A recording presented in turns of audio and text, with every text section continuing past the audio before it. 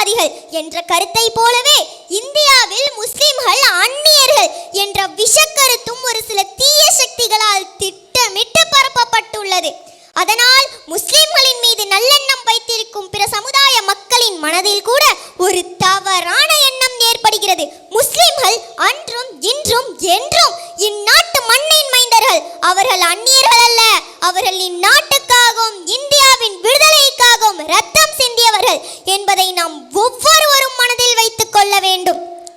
இந்திய சுதந்திர போராட்டம் என்பது ஓர் வீர காவியம். அதிலே எண்ணற்றோர்கள் சிறை சென்றனர். லட்சக்கணக்கானோர் தங்கள் உயிரையும் தியாகம் செய்தனர். இத்தியாக போரில் ஈடுபட்டவர்களில் முஸ்லிம்களின்